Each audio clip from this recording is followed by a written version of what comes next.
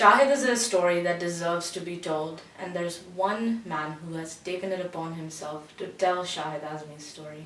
I'm with Hansal Mehta at the 2012 Toronto International Film Festival. My pleasure. So like I started off with, Shahid is a story that deserved to be told. Why did you feel compelled to tell his story? I've been concerned about inequality for many years. The inequality of the system around the world. When I travel with my wife, I'm married to a Muslim. When I travel, she's always taken aside for a random check. It's called a random check, and so racial profiling, and a random check is for everyone, but a random check more often than not is towards a Muslim. Mm-hmm. So this whole segregation within an equal world has disturbed me. But I never found a story to express that. First it was anger, it was this dejection over inequality. Mm-hmm.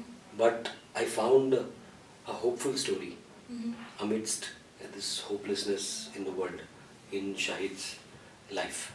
This story, this compelling character, how did you go about finding the right Shahid? Because that must have been quite a challenge. For me, it was important that the star does not overshadow the character. Mm-hmm. And to tell Shahid's story, I needed somebody who you would call Shahid, not by the actor's name. Mm-hmm.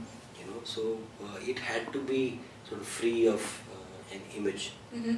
and that's how it was a tough call. It meant making the film in much lesser money than I could have got to make the film. But I think it's been worth it, because finding the moment I found the right actor, the film was a breeze. Right.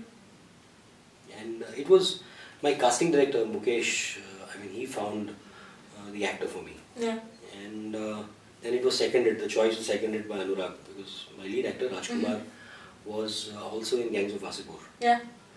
So Anurag had just finished shooting with him, and he said, sir, take this guy. He's very good. Yeah. And the day I met him, I said, yes, this is the man. Right. Talking about Anurag Kashyap, he's one of the people that funded your dream or financed your dream or believed in your dream. Yeah. And there's Sunil Bohra as well. He's taking a flight after a long period of time. He hasn't gotten onto a plane. Yeah. How did their involvement with this project come about, and what does it mean to have these names with you? It's ironic. It's like life coming a full circle. Anurag made his debut as my writer.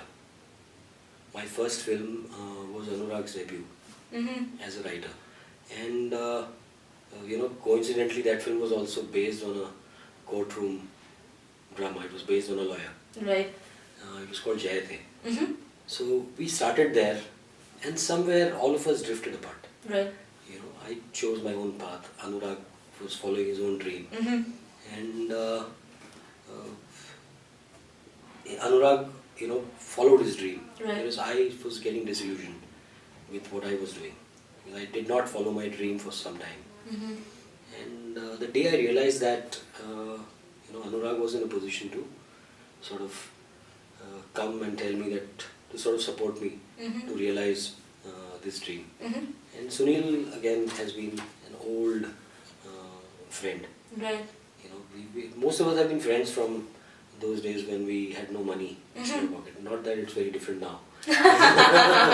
But we've been friends ever since. Yeah. And they sort of... Sunil just heard the film. In fact, Sunil is the first guy to hear my story. Right. He heard the subject in 5 minutes. He said, just let's make the film.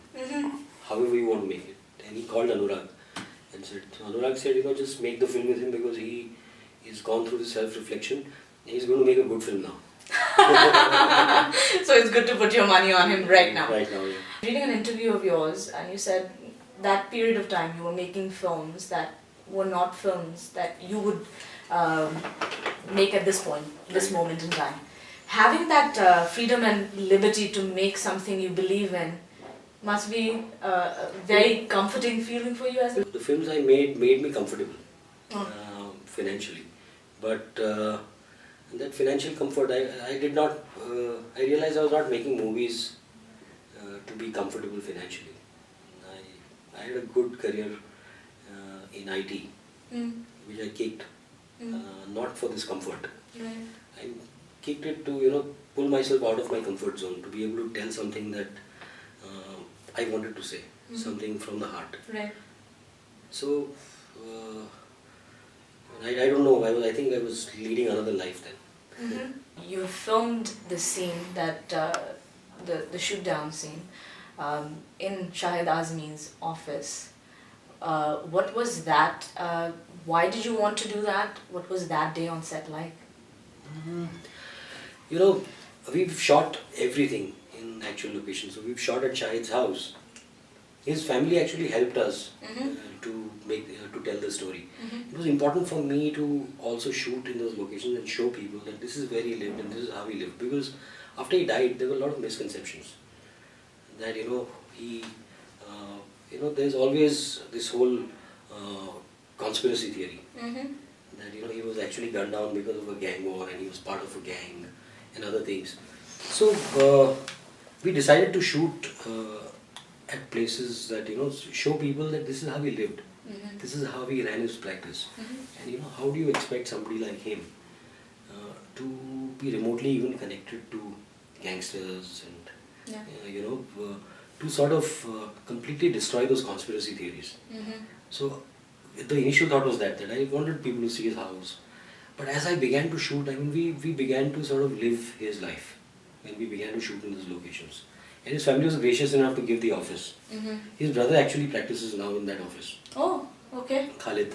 So Khalid gave us the office and he said, well, this is the chair on which was shot and this is the wall which had the bullet marks.